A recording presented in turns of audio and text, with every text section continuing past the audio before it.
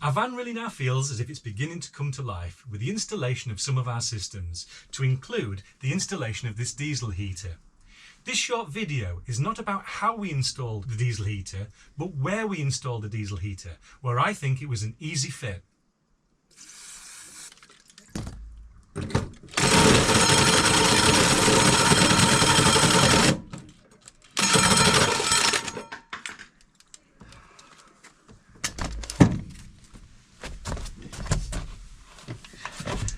Now that was scary. I'm glad I've got my composting toilet fitted because I was absolutely shitting myself. Cutting a hole in your van as big as that is quite daunting. You really want to be making sure you've got it in the right place, because if you haven't, that would have had to have been welded into place. Anyway, we've got the hole cut and now it's time to mount our D2 diesel heater. So right here, just behind the drivers and passengers. So right here, just behind the drivers and passengers. So right here, just behind the driver's and passenger seat, is where I'm mounting my diesel heater. It's going to be fitted underneath the step that allows us to spin the chairs round and put our feet somewhere before we enter the front of our van. So a lot of people put a step here, which is just an open void usually, unless people use it as a shoe store. I think it's a great place to put my diesel heater, and with a slight bend on the pipe will blow air all the way down the corridor of the van. So we've cut the hole for our mounting turret. I ordered a larger one in stainless steel in order to fit through the insulation. I've mounted it in place and sealed it with some polyurethane sealant. I've put a diesel pickup line into the sender unit of the van's fuel tank. I highly recommend buying the proper tool in order to remove the sender unit. It needed a bit of a knuckle bar on there to give it a turn, as the ratchet wasn't long enough to give it enough torque. It was quite scary, but it did start to move and pop out quite easily. So I've installed the fuel line and protected it with some hose. This is the supplied fuel pump that came with the kit, which comes with its own rubber mount, but I've also put it on an extra rubber mount and an L-shaped aluminium bracket to position it exactly where I wanted it to go. And that fits between this, which is the fuel tank, and the next cross member, and there's plenty of room, it appears, between the two in order for me to drop that to drop the exhaust in the inlet from the actual diesel heater. So I'm quite pleased with the positioning of this.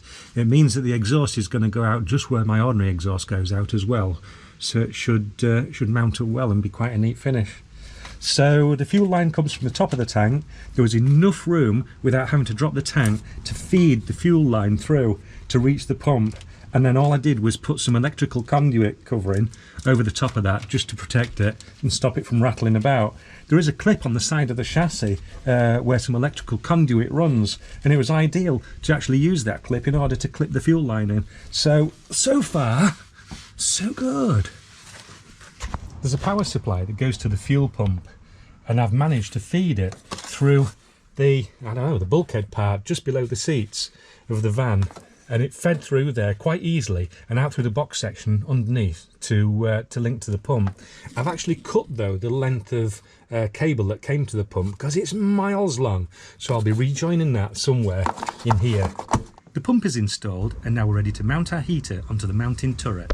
So I've just got some tape over the end of the fuel line, because that'll probably hit ground when it goes through that hole, and what we don't want is any dirt getting into that pipe. So we're ready to thread that through that one. You're not going to need this much line, it's going to be cut anyway, but still, you want to try and avoid getting any dirt in there. That's a point. Has anybody put an inline filter in with one of these things before? Is it worth it? That's a thought.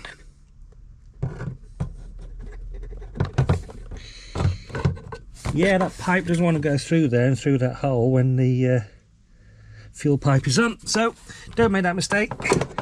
Fuel pipe's got to come off. Shit in hell. Right, we'll try that again.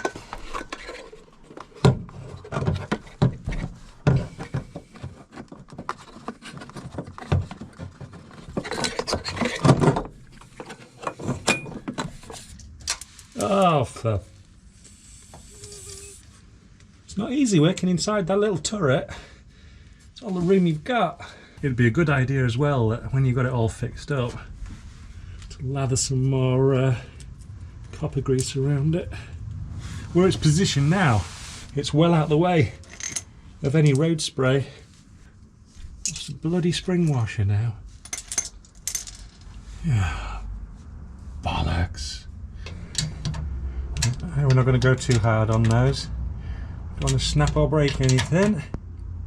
They are unlock nuts and rubber plate, so there should be enough tension on those to stop those from coming undone.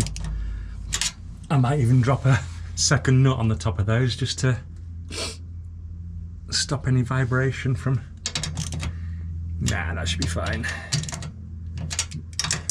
Right, that's the diesel heater bolted down. So now we'll put the fuel line on.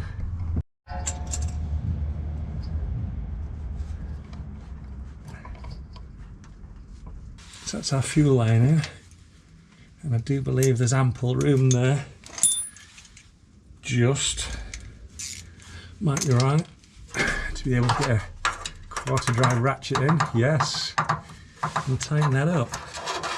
So what I'm hoping to do now is drop in this flexible, not no room under it, this is flexible pipe in like so, and then bend it round here and out through the side of the body. I don't think I could be more pleased with the way this has turned out. In the space between my fuel tank there and the exhaust there, up in this part, we've got the turret just there for where the heater exits through. We've got the air induction and also the fuel coming in as well, which runs all the way by the side of the tank, and the air induction pops just up there by the side of the tank and this metal bit here. And I'd be surprised how many fixings I've used. I've used the fuel tank fixings to put the air induction side on, and also the fuel pipe. I've used a fixing that was up here to mount the pump, and I'll just show you the exhaust side. Whoa. I think we could see that okay, but yeah, that's gone swimmingly. So I'll just show you the exhaust side. Oh, right, there's the fuel pump, the air induction, the actual heater itself, and the exhaust pipe, which runs all the way down there. And I've utilised a lot of the fixings that are already in the chassis of the vehicle. So yeah, well pleased with that. So I hope you've enjoyed this little video. Nikki and I are nice and snug now. I hope if anybody out there is considering fitting a diesel heater to their van, that this location, which I think is an easy fit, might work for you. I hope so.